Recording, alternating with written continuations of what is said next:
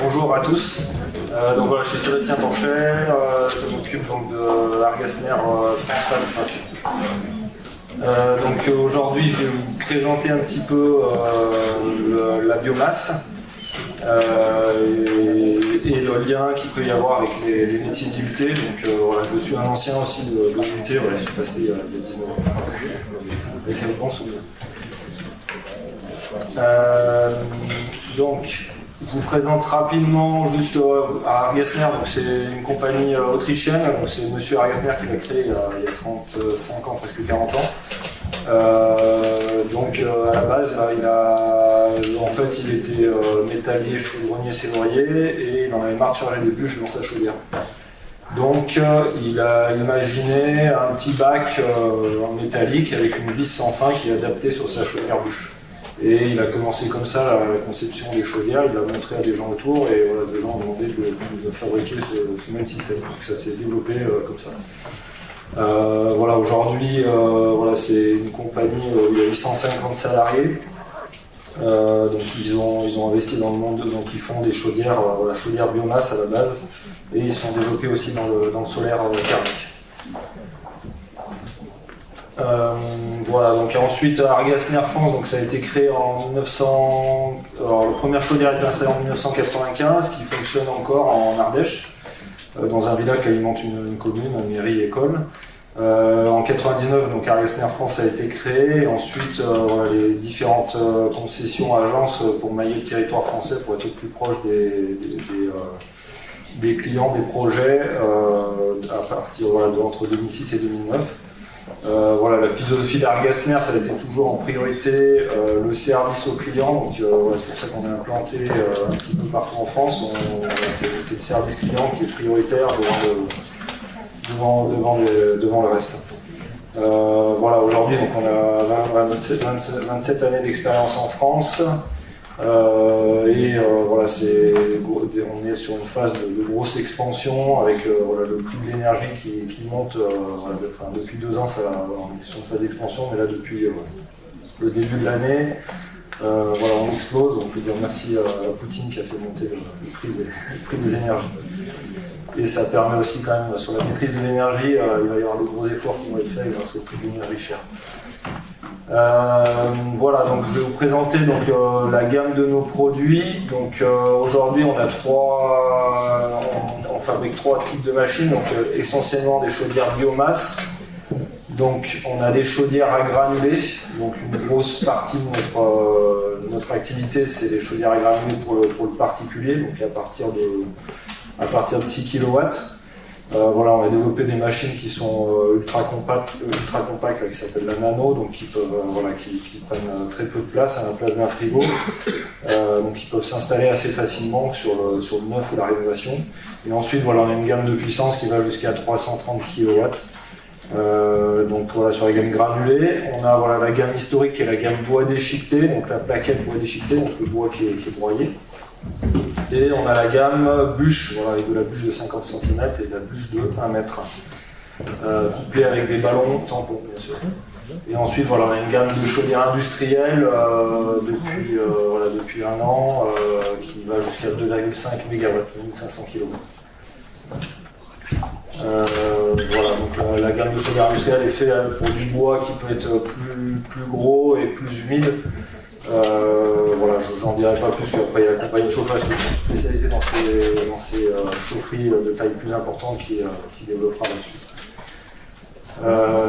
Voilà, donc après dans le monde du bois énergie, ce qui est complexe c'est tout ce qui est approvisionnement, stockage du combustible, approvisionnement. Donc Argasner a développé toute une panoplie de systèmes de trappes carrossables, non carrossables, de systèmes de vis pour alimenter les silos et tout ce qui est stockage de granulés également à travers des silos textiles ou des silos métalliques intérieurs ou extérieurs, voilà, toute une panoplie de systèmes avec voilà, développement aussi de tout ce qui est régulation et sous-station de chauffage. Donc, ils ont ils ont un gros pôle recherche et développement à l'intérieur de l'usine où ils ont chaque année nous sortent des brevets avec des innovations, des nouveautés.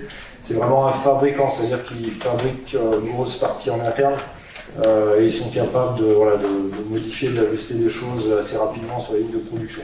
C'est pas des assembleurs, parce qu'il y a d'autres fabricants où ils sont des assembleurs avec même des pièces de différents endroits, des changeurs à droite, à gauche. Les assembleurs, vraiment, ils font toute la conception et la fabrication.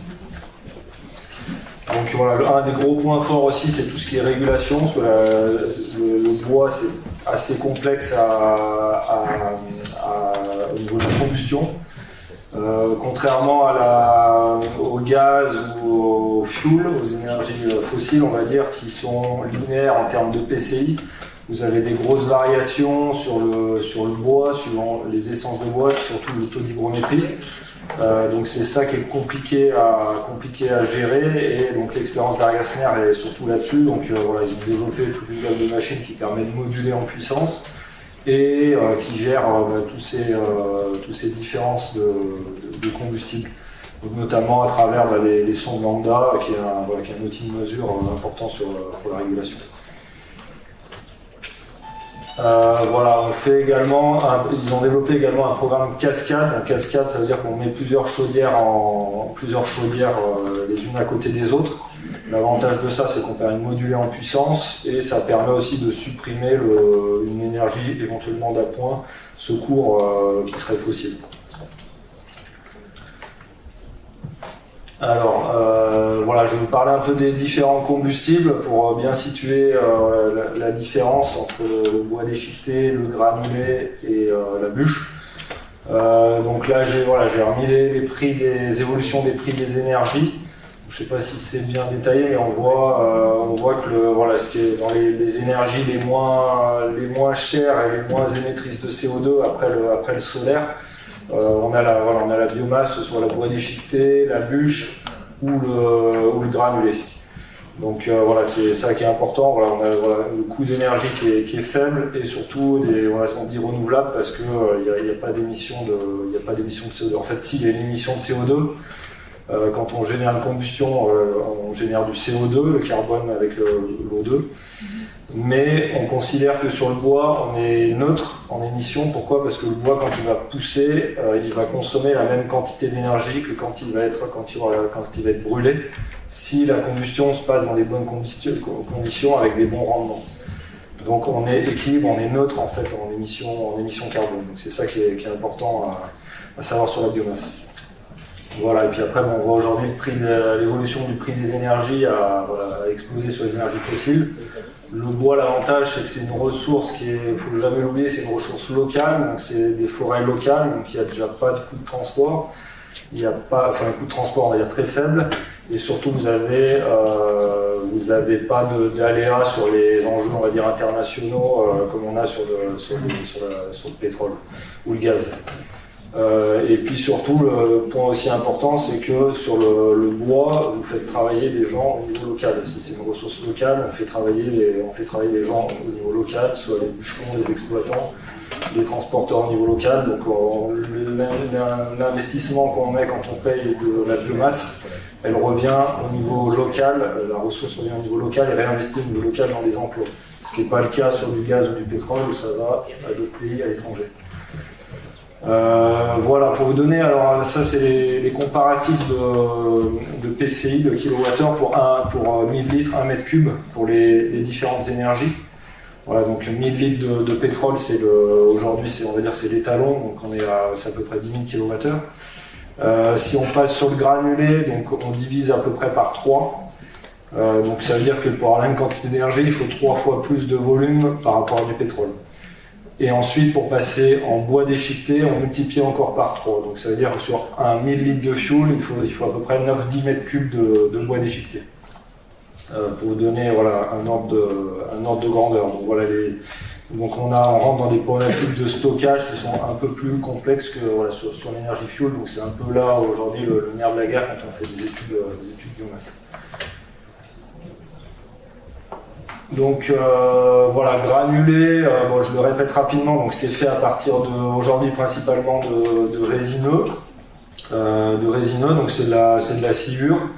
avec du bois sec, donc on est à peu près à 8% d'humidité, donc c'est du bois qui est séché et ensuite qui est comprimé simplement, il n'y a pas de liant, il n'y a pas d'additif. Donc là, voilà, l'avantage, c'est que c'est un combustible qui est linéaire par rapport à du bois déchiqueté ou de la bûche, il peut y avoir des grosses variations de PCI sur du granulé, voilà, il est normé. On a toujours la même, voilà, on a 4700 kWh la tonne et voilà, on est linéaire, donc c'est beaucoup plus facile déjà au niveau combustion en régulation. Et voilà, c'est un combustible un peu standard à distribuer aussi par sac ou en vrac. Voilà, le bois déchiqueté, c'est du bois qui peut être de n'importe quelle essence. Voilà, ça peut être du résineux, ça peut être du feuillu. Il est simplement broyé. Donc il y a deux techniques. Il y a le broyage en sortie de forêt. Donc là, le bois est humide. Donc il va falloir qu'il soit stocké sous un hangar pendant 3 mois, 4 mois. Et là, il va fermenter, il va s'échauffer et donc il va faire sortir l'humidité du bois. Et sinon, sinon on peut le stocker en billon comme sur la bûche, voilà, pendant 1 an et ensuite le broyer et l'utiliser directement. Voilà, le bois déchiqueté, c'est vraiment celui qui a l'énergie, on va dire, grise de fabrication et de transport qui a le plus faible, même si sur le granulé il reste relativement faible. Voilà, après sur le dimensionnement des chaufferies, donc en général jusqu'ici les dimensionnements un peu standards on s'appuyait sur la courbe monotone et sur le pic de puissance on prenait 50% de la puissance.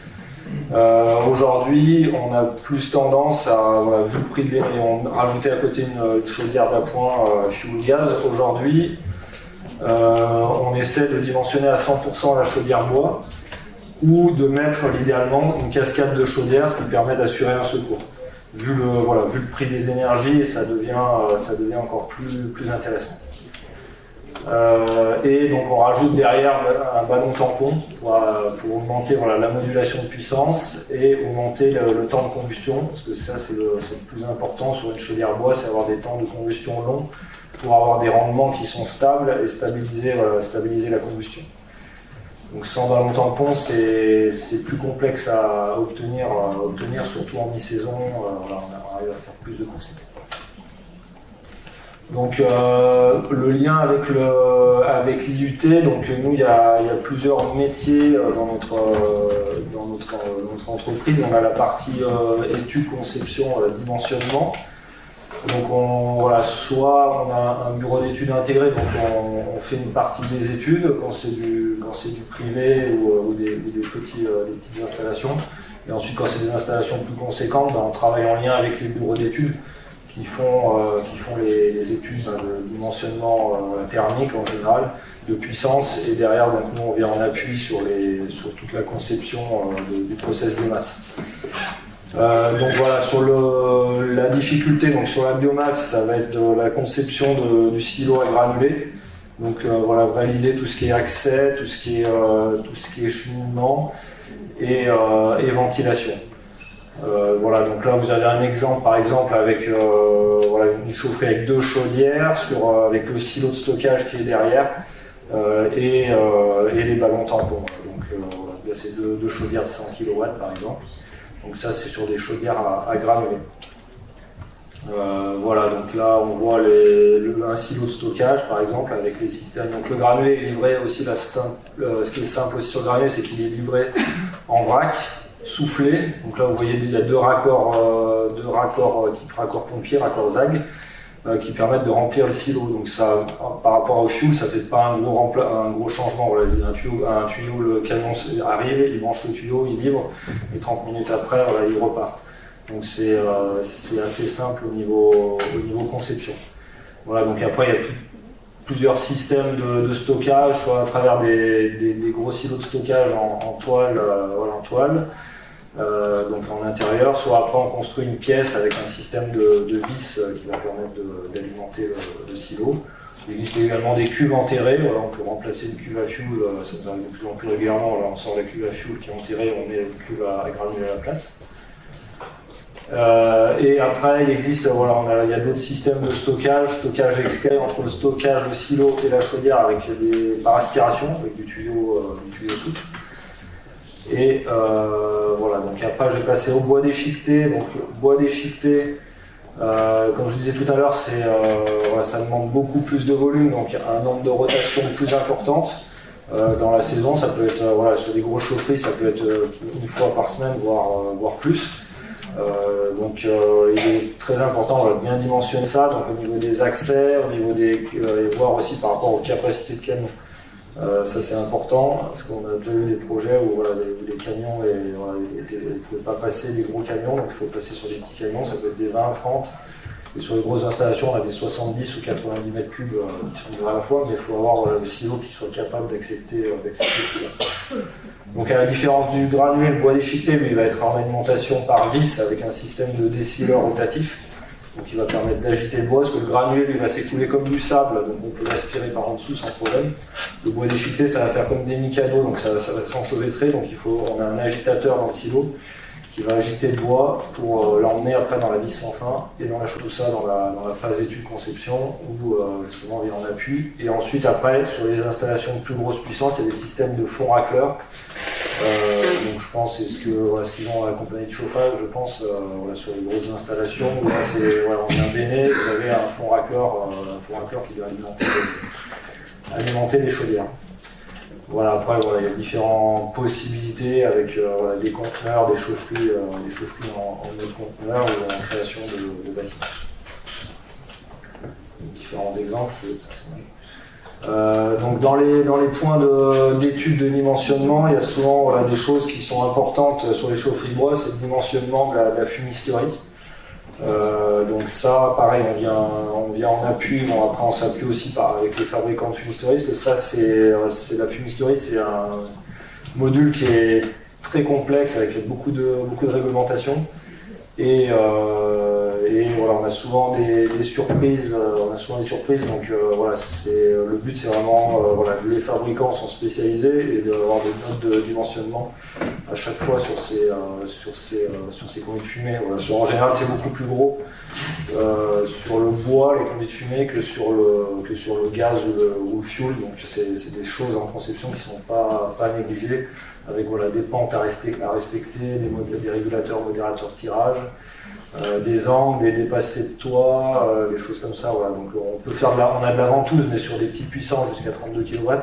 Après, dès qu'on est au-delà, il faut un véritable conduit de cheminée isolé. Ensuite, la dernière partie, donc étude du process biomasse, de la fumisterie, et ensuite on a tout ce qui est hydraulique et régulation. Donc ça c'est aussi un gros poste de notre partie bureau d'études. Donc faire la conception du schéma hydraulique avec la régulation qui va avec, parce que nous on a une régulation intégrée, donc on peut gérer tous les différents circuits de chauffage. Donc ensuite, dans les différents modules, on a le BC3, la réalisation. Donc en général, on a des chargés d'affaires, on va dire, qui sont plus sur la partie pré-étude et ensuite exé. Donc toutes les phases de cette partie réalisation, en fait, c'est des phases qu'on a un petit peu en étude à l'IUT. Donc la première phase, c'est soit l'étude du projet directement ou en lien avec le bureau d'études. Ensuite, il y a une prise de commande. Donc nous, nos clients, c'est les entreprises de génie climatique, donc les chauffagistes. Des petites structures comme des structures nationales, donc prise de commande. Ensuite, il y a toute la partie suivi de flux logistique avec les délais d'intervention, les délais de livraison, donc tous les plannings de chantier. Aujourd'hui, c'est des choses qui ne sont pas négligées, parce que depuis un an, au niveau logistique, c'est très compliqué avec les aléas d'arrivage des différents fournisseurs, les ruptures dans les chaînes d'appro, donc aujourd'hui, c'est un temps qui est important. On a tout ce qui est aussi toute la partie montage mécanique, donc il y a une partie montage, assistance montage mécanique, et ensuite le suivi de chantier et la mise en service, optimisation, metteur au point. Donc ça c'est des phases aussi qui sont importantes. Donc dans les chaufferies, il y a toute la partie exploitation aussi qui est une troisième phase, donc c'est le module exploité chez vous. Nous la principale contrainte, on va dire, sur le bois, c'est qu'on génère des cendres. Donc il faut pouvoir traiter ces tendres, les évacuer de la chaudière. Donc il y a des systèmes d'automatisme qui envoient ça sur des cendriers, mais après c'est la fréquence de vidage des cendriers et surtout après voilà, le retraitement de ces cendres et la gestion de tout ça. Donc ça c'est une partie dans la phase d'exploit qui est importante. Voilà, les différents outils qui existent pour évacuer ça. Voilà, sur les plus grosses installations, ça va directement dans des bennes en pyrrole qui sont évacuées. Alors simplement, il y a deux types de cendres au niveau du foyer. Donc il y a les cendres de foyer et les cendres volatiles, les poussières fines. Donc c'est celles-ci qui sont les plus compliquées à récupérer. Donc elles sont récupérées avec des systèmes de filtres électrostatiques en général, ou de filtres à manche, et en général ces deux filières, il faut que ce soit séparé sur le système de recyclage.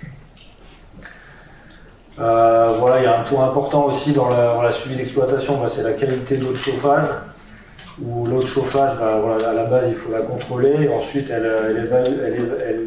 évolue au fil du temps, donc c'est des points de contrôle qui sont importants. Parce que derrière, ça peut créer des dégâts irréversibles avec la création de boue ou de corrosion sur les cordes chauffe ou sur la tuyauterie. Et ensuite, donc, nous, il y a une grosse partie aussi qui est donc la maintenance des chaufferies. Donc, il y a une réalisation d'un entretien annuel qui doit être réalisé sur les chaudières biomasse. Voilà, donc je vais passer ce que je pense. Le temps passe vite. Voilà, et ensuite sur la partie, aujourd'hui il y a un métier qui est en train d'évoluer, qui est en train d'accélérer, c'est toute la partie, on va dire, exploitation et optimisation qui sont en lien. Jusqu'à aujourd'hui, nous on le voit surtout sur des petites installations, des petites communes, etc. Il n'y a pas vraiment de suivi de rendement installation, rendement réseau, rendement chaudière. On fait le rendement de l'analyse de combustion une fois par an, quand la chaudière est propre, c'est tout, mais tout le reste derrière.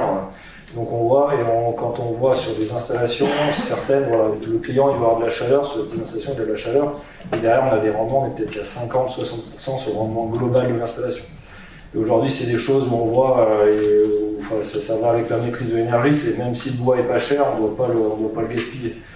Donc il y a des métiers qui sont en train d'évoluer à travers de la communication avec de la GTC, la communication à distance, via des interfaces web, et puis c'est surtout optimiser, ça veut dire qu'il faut contrôler, avoir des gens derrière qui mesurent et qui analysent et qui optimisent.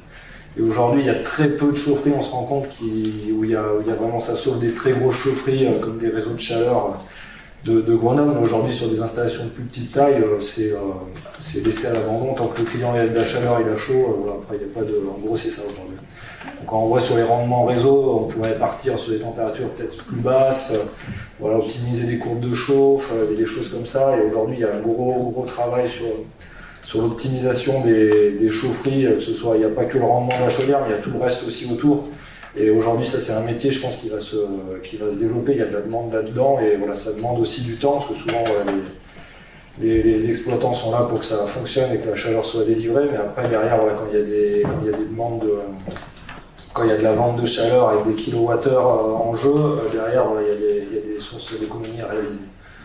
Donc aujourd'hui, il y a des outils qui sont développés pour justement avoir accès via les chaudières, toutes les chaudières soient connectées. Aujourd'hui, toutes les nouvelles chaufferies, on essaye qu'elles soient connectées, et c'est idéal, ça permet d'intervenir pour l'exploitant assez rapidement, et surtout pouvoir optimiser aussi à distance suivant les phases.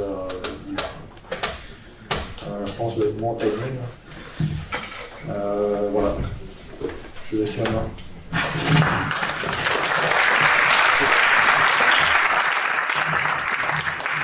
Merci Sébastien. Je propose qu'on enchaîne avec la présentation de Nicolas Giraud, puis on fera une session questions communes pour les deux présentations, si ça vous va. Alors Nicolas Giraud, il est responsable d'investissement et innovation à la compagnie de chauffage de Grenoble, à la CCIAG.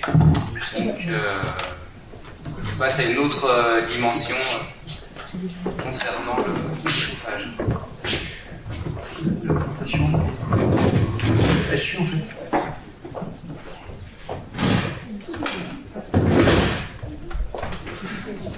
De m'asseoir.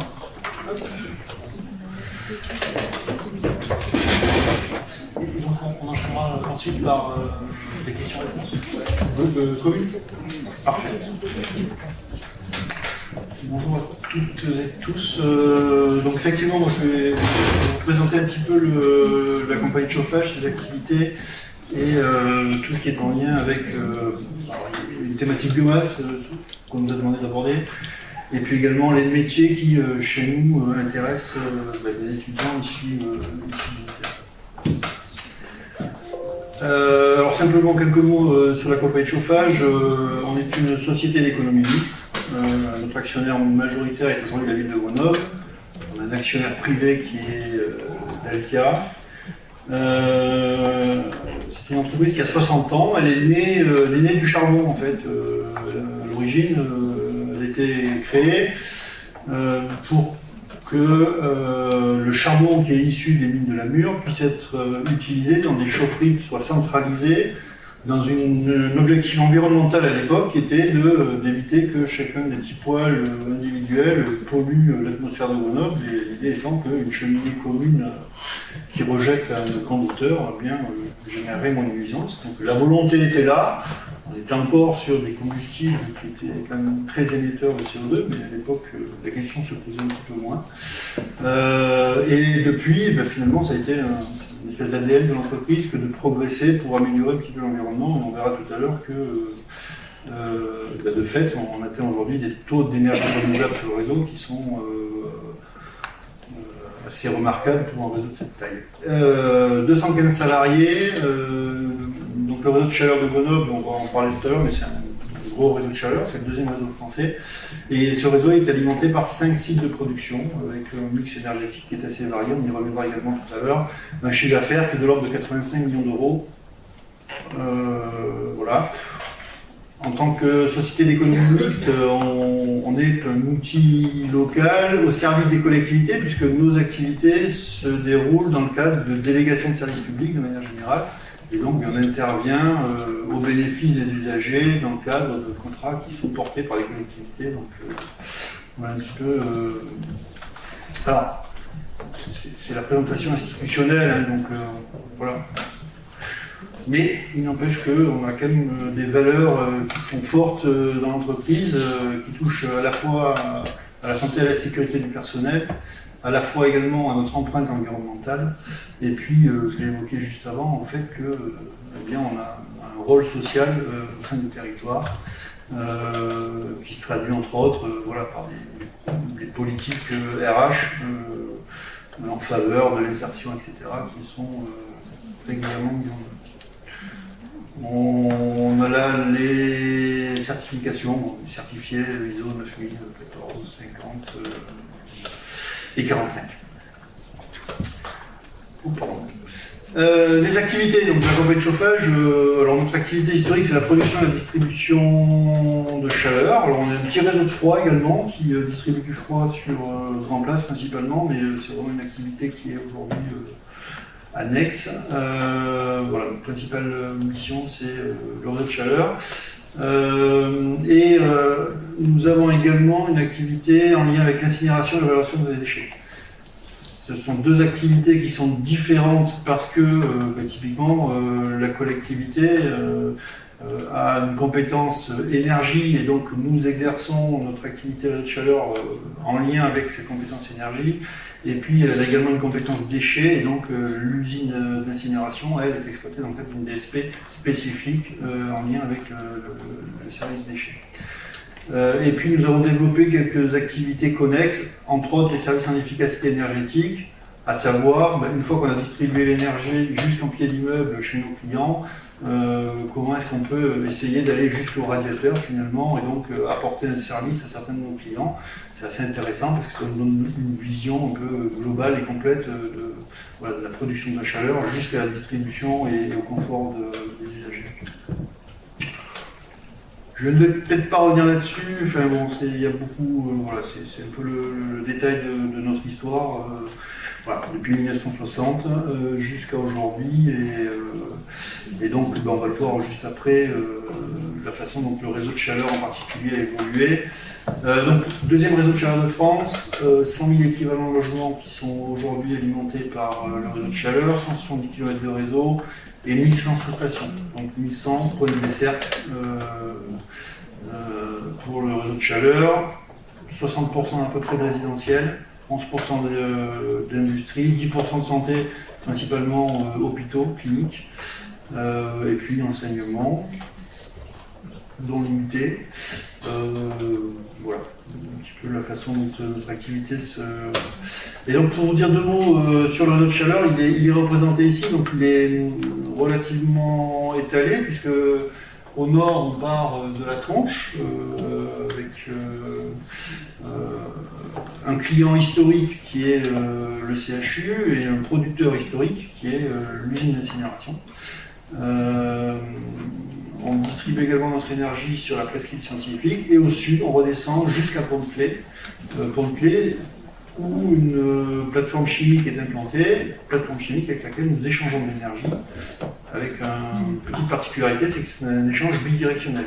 On leur vend de la chaleur en été et ils nous vendent de la chaleur en hiver. Donc ce tuyau qui a été tiré nous permet de distribuer de l'énergie dans les deux sens. Les sites de production, donc, ils sont représentés ici. Ils poussent chacun d'entre eux sur un réseau qui est interconnecté. Donc en fait, il y a un pilotage global de l'activité, un pilotage qui est fait. Et donc on engage nos générateurs en fonction d'un certain nombre de contraintes. Et chacun de ces générateurs utilisant des combustibles différents. Sur Altanor, par exemple, c'est une usine d'incinération. Bon, évidemment, son objet premier, c'est de brûler du déchet, mais on a également des chaudières d'appoint qui fonctionnent au gaz et au fioul. Sur la poterne, c'est une chaudière qui a été construite pour du charbon. On a introduit du bois progressivement dans le temps, et on a également des chaudières d'appoint qui aujourd'hui brûlent du fioul, des huiles végétales et du gaz.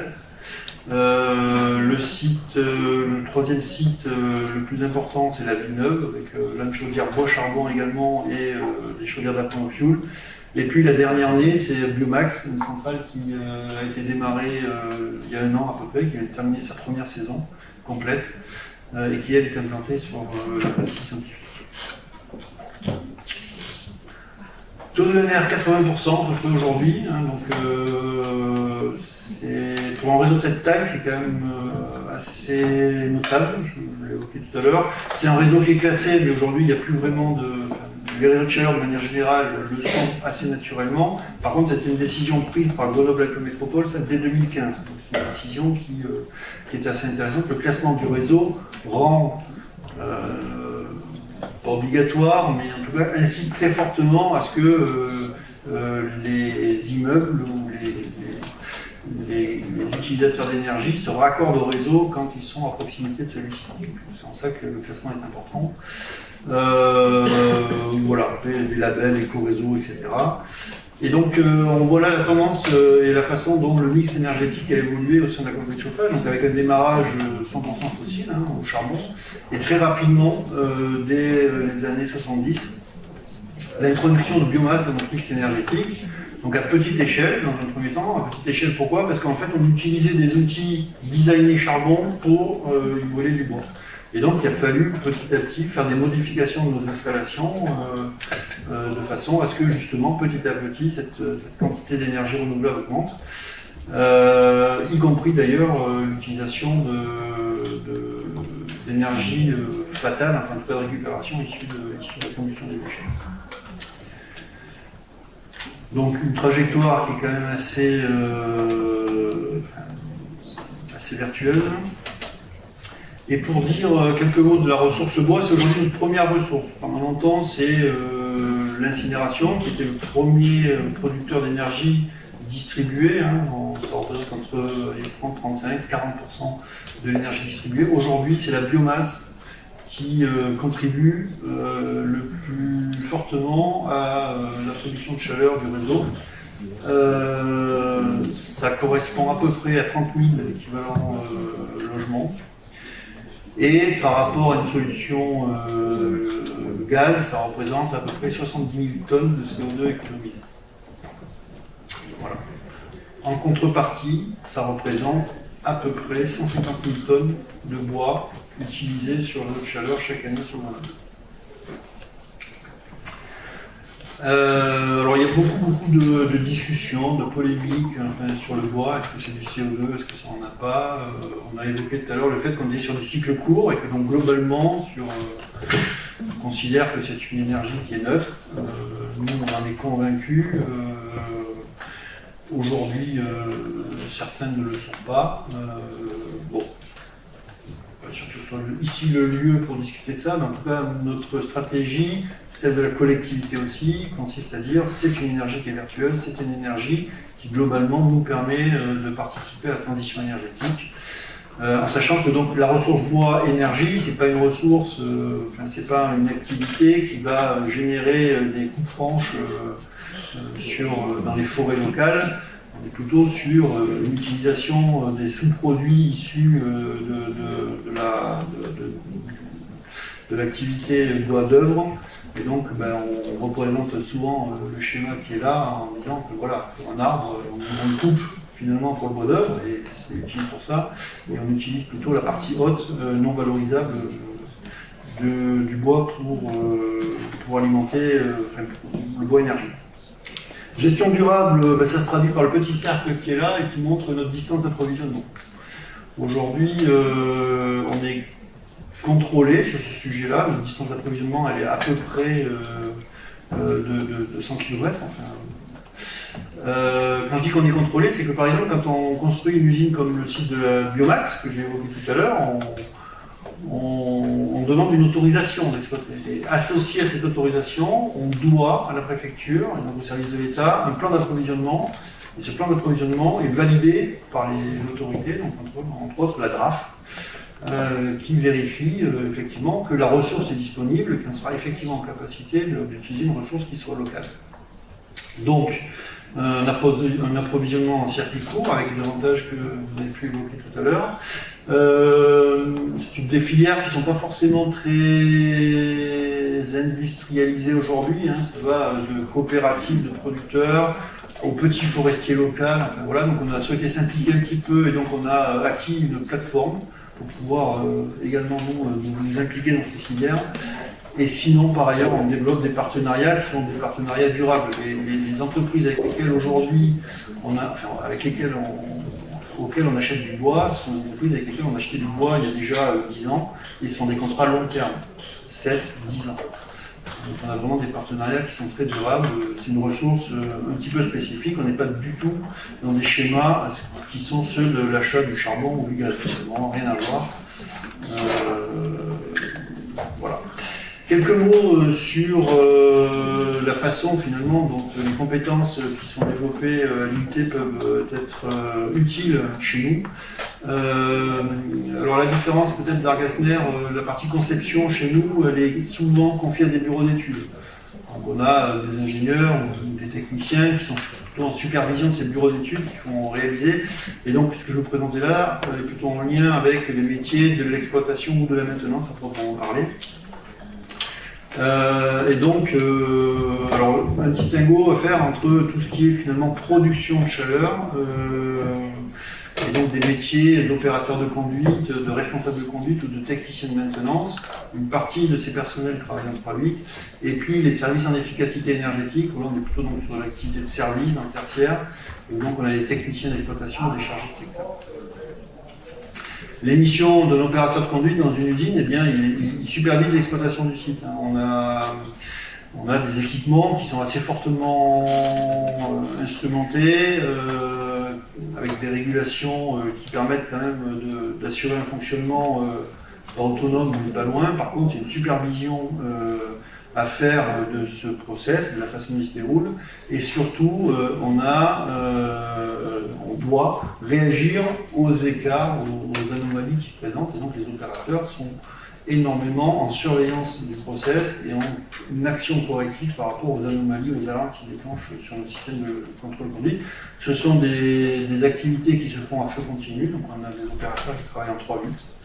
Et donc avec différents niveaux, hein, des opérateurs qui ont des missions purement techniques de conduite, et puis petit à petit qui peuvent acquérir une dimension managériale dans leur activité et devenir chef de leur équipe. Donc chez nous ça s'appelle des responsables de conduite, une mission qu'on appelle souvent une mission de chef de car, voilà, qui en dehors du fait qu'ils ont la responsabilité globale de l'usine, eh bien, ont un volet managérial et donc gèrent leur équipe en poste, encore une fois. Et puis on a également des techniciens de maintenance dont le rôle est évident, hein, intervenir sur les équipements de façon préventive, curative, etc. L'objectif étant de garantir une bonne disponibilité et de faire en sorte que l'on puisse exploiter l'alerte sur un problème particulier. Et ensuite, il peut aller chercher la vue précise qui va lui dire, qui va lui permettre de poser un premier diagnostic et ensuite donc, de pouvoir intervenir. Voilà. Et puis pour le reste, on est sur une industrie lourde, des salles de pompe comme en bas à gauche, des gros équipements de traitement des fumées, qui peuvent être soit à l'intérieur des centrales, soit à l'extérieur, comme c'est représenté là. Et puis l'autre volet de nos métiers, c'est plutôt cette fois donc, en termes de services en efficacité énergétique, des techniciens d'exploitation, donc là qui prennent la responsabilité globale d'une installation secondaire, donc entre l'échangeur qui est dans l'immeuble et la distribution chez les usagers.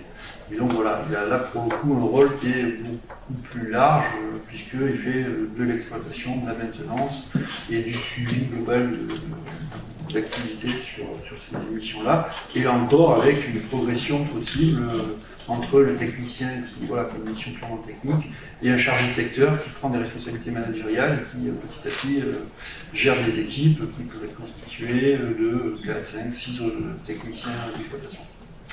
Voilà, et donc là avec un environnement de travail qui est différent, puisque sur la partie distribution, le réseau de chaleur, lui, il est installé sous la voirie, donc on intervient en ville. Et puis sinon des interventions qui se font plutôt en sous-station, donc chez nos clients, en pied d'immeuble. Merci bien. Donc si vous avez des questions. Alors je vais vous dire quelque chose qui a peut-être... Est-ce que je peux, pardon, juste vous demander de parler un peu fort pour que tout le monde entende? Alors, je vais revenir juste sur le bois, le bilan carbone neutre. Alors je sais que ça va peut-être chatouiller certains. Pour le bilan carbone neutre, ici vous utilisez le bois de vos forêts. Oui. Vos forêts c'est en quoi? Quel bois? Quelle essence? Ça dépend des massifs. Vous avez le Vercors ou la Chartreuse, c'est plus du sapin. Vous avez le Champ d'Arran, c'est plus du châtaignier. Et vous remplacez les bois coupés par les mêmes essences? Oui, sur les Champs d'Arran, ça reste du châtaignier. Et sur le Vercors, c'est du sapin. On a fait ça. Est-ce que le bilan carbone égal à 0, ça serait bien, enfin pour nous dans nos régions, ça serait bien que ce soit révisé, parce qu'on coupe des hêtres, on coupe des chênes, et le remplacement n'est pas par des hêtres et des chênes, et quand c'est fait, on s'aperçoit que les hêtres ne sont plus à la même hauteur que initialement. Donc la notion du bilan carbone... C'est souvent sur du bois d'œuvre, en général le chêne est plus sur du bois d'œuvre, c'est assez rare parce qu'il faut de l'énergie. Oui, mais les branches, on s'en sert aussi pour le biogaz. On s'en sert aussi dans les chauffeurs. Tout ce qui est branches, les bois énergie, tout à fait. Ce sont les billes qui partent en Chine, d'accord? Donc bilan carbone, ça gêne un peu. Enfin, je décris, comme ça, je suis sûre de ce que j'ai compris. On est dans la région normande. Donc ils partent directement du Havre pour être traités là-bas, et nous, on a globalement les branches. Après, c'est peut-être une problématique locale qu'il y a, parce que Oui, mais quand on parle de bilan carbone, c'est un compétent quand même. Ici, moi, j'ai pas de connaissance de bois qui part en Chine dans le massif, coût de transport. Le problème, c'est sur la biomasse, c'est le transport qui coûte cher. Donc, on prend pas du bois de Rhône-Alpes, la connaissance, il part pas à l'étranger. Alors, dans ce que vous dites, il y a évidemment la façon dont est gérée la ressource biomasse, elle n'est pas homogène d'une région à l'autre. Je vous ai parlé tout à l'heure de plan d'approvisionnement sur Biomax qui est limité à 5 km, que l'administration a validé, etc. On sait par ailleurs, nos fournisseurs de bois locaux alimentent par ailleurs la centrale de Gardanne. Donc Donc là, pour le coup, on sait que Gardanne a un rayon d'approvisionnement qui n'a pas grand-chose à voir avec le nôtre et que l'aspect local est un petit peu plus discutable. Donc tout n'est pas parfait. Vous avez raison aussi sur le fait qu'il est nécessaire pour que le bilan soit neutre, soit qu'effectivement les essences soient remplacées par des essences équivalentes, parce que toutes les essences n'ont pas le même pouvoir de captation de carbone que de croissance. Et puis il y a une notion qui va être très importante, qui est la gestion durable finalement de la forêt, de façon générale. Donc voilà, ce sont des sujets qui nous intéressent, au sens où on porte un intérêt à ça. On demande en tout cas à nos fournisseurs de nous proposer, entre autres, des certifications PEFC, etc., avec les limites de ces certifications, puisque là aussi, comment dire, les choses, un certificat PEFC peut être obtenu de la bonne façon ou de la mauvaise façon. Donc, ce que je veux vous dire, c'est que tout n'est pas parfait, et que évidemment, sur un certain nombre de points que vous citez, il y a à creuser et il y a à améliorer les choses, et que quand même globalement, sur Grenoble, il me semble préférable d'utiliser du bois qui est couplé dans Beldon plutôt que d'utiliser du gaz qui vient de l'autre bout du monde. Voilà. Donc, il faut améliorer les choses, il ne faut pas se satisfaire de la situation actuelle. Vous avez tout à fait raison sur le fait qu'il faut qu'on soit attentif à cette gestion durable, et il faut qu'on progresse, nous les premiers. Voilà. Donc, il ne faut pas... on essaye de prendre en compte toutes ces remarques, mais on garde quand même, on reste quand même assez convaincu que cette ressource, si elle est bien gérée, reste une ressource intéressante pour nos activités.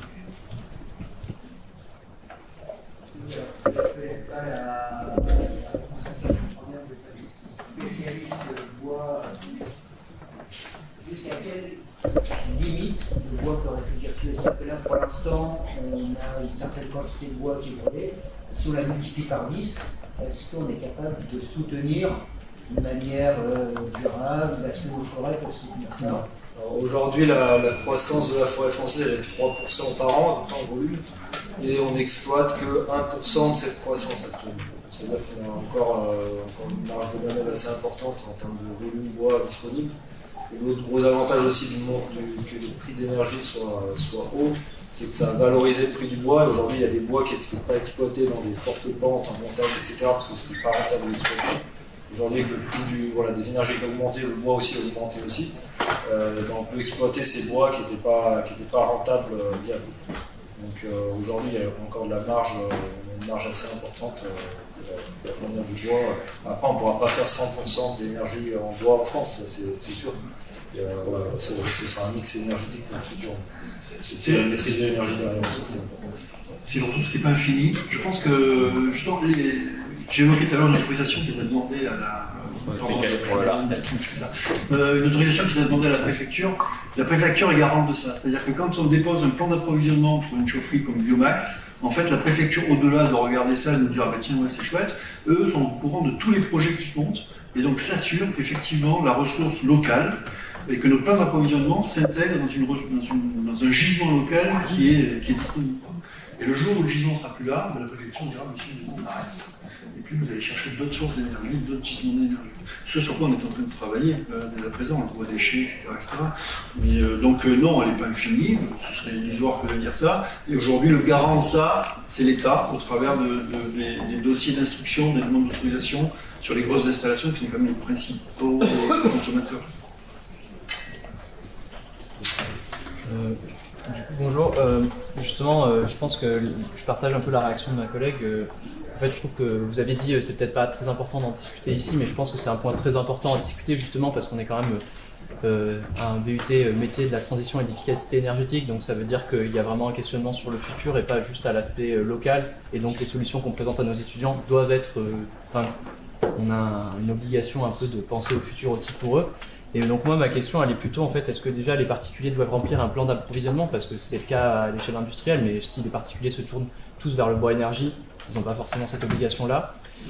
Et puis le deuxième élément, c'est plus au niveau du bilan carbone. En fait, moi, je comprends ce que vous décrivez, et j'entends la logique qu'il y a de l'approvisionnement local, et je trouve ça, effectivement, vous signalez bien qu'il y a des limitations, et ça, je respecte vraiment cette position-là. Mais par contre, présenter un bilan carbone égal à 0, ça questionne beaucoup, en fait, sur le bois énergie. Parce qu'en fait, au niveau des stocks, il y a quand même des flux à respecter. On entend aussi beaucoup de groupes qui compensent leur bilan carbone en disant on va planter des arbres. Mais du coup, cet accroissement forestier qui est décrit comme disant bah ouais, il y a un accroissement forestier, c'est ça qui compense le bois énergie. Mais en fait, si tout le monde commence à compenser ces émissions de gaz à effet de serre en disant bah on va mettre sur des forêts, ça pose des questions en fait. Est-ce que ce bilan il est juste si tout le monde se jette dessus? Et donc en fait, c'est vraiment, moi j'ai un peu du mal à trouver des ressources qui précisent bien que bah en fait oui, le bilan carbone est bien égal à 0 ou que en tout cas il y a un vrai bilan carbone égal à 0 aussi, parce que si c'est un bilan carbone égal à 0 sur 50 ans de vie de l'arbre, bah c'est pas vraiment compensé parce qu'on a besoin de baisser de Clairement, c'est sur 50 ans, ou 30 ans, je sais pas, c'est un cycle court, mais c'est un cycle court par rapport au pétrole. Mais c'est 30 ans, c'est sûr. Enfin, aujourd'hui, la biomasse, pas aujourd'hui, mais tout l'hiver, elle va tourner, tout l'hiver, elle va cracher du CO2 à l'atmosphère. Enfin, il n'y a pas de débat. Par contre, dans les 30 ans qui viennent, dans les 15 ans qui viennent, le cycle forestier fait que ce carbone va être capté par les forêts qui... Voilà, donc, bon, là-dessus, il n'y a pas trop de débat. Quand j'ai évoqué le fait qu'on n'avait pas en discuté ici, c'est juste que c'est des sujets qui peuvent être très rapidement polémiques et que c'est pas forcément l'objet ici que de débattre pendant 3 heures sur ces sujets-là. Pour autant, encore une fois, les arguments qui sont présentés sont largement entendables, que tous les acteurs des filières doivent faire des efforts. Quand j'évoque, ne serait-ce que quand j'évoque un zéro carbone sur le bois, de toute façon, par nature, c'est faux, il y a du transport. Et comme le transport n'est pas fait avec du bois, il y a des camions, et ces camions, donc aujourd'hui, dans nos bilans carbone ajustés, on prend en compte. Donc, c'est vrai que ma présentation est très grossière de ce point de vue-là. C'est une présentation qui n'est pas forcément destinée à discuter avec des personnes qui ont une compréhension fine de ces sujets-là. Et donc, encore une fois, elle est très grossière. Et à ce titre, elle est discutable. Mais n'ayez aucun doute sur le fait que notre volonté, c'est aussi de réfléchir à l'avenir et de faire les choses, comme vous évoquiez tout à l'heure, la nécessité pour vous de travailler pour l'avenir de vos étudiants, etc. C'est notre objectif premier, tous les jours, c'est ça, c'est vraiment de faire en sorte qu'on distribue une chaleur qui soit la plus vertueuse possible. Voilà. Après, c'est sûr que la base, c'est la maîtrise de l'énergie et pas consommer. Si on ne veut pas émettre de CO2, aujourd'hui, il n'y a que ça. Dans le monde réel, aujourd'hui, dans le monde réel, voilà, ce matin, j'étais par exemple sur une EHPAD, on a installé une chaudière l'année dernière, il consommait 60 000 litres de fuel par an. On est passé à 200 litres de fuel et 150 tonnes de bois. Donc voilà. Après, c'est aujourd'hui dans le monde réel, donc la maîtrise de l'énergie, c'est sûr qu'idéalement, ça aurait fallu qu'ils fassent de l'isolation extérieure, qu'ils changent leurs fenêtres, etc. Mais c'est quelque chose, c'est un global. Donc après, il y a la partie production, il y a la partie isolation. Donc la base, c'est la maîtrise de l'énergie. Aujourd'hui, si on veut avancer vite, vraiment dans 2 ans ou 3 ans, pour intervenir.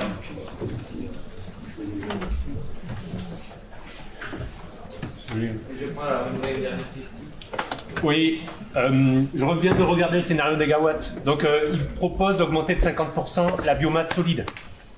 C'est pas doublé, triplé en 30 ans. Après, nous, à l'UT, on est adhérent FIBois en Auvergne-Rhône-Alpes. Vous demandez à FIBois, l'interprofession bois.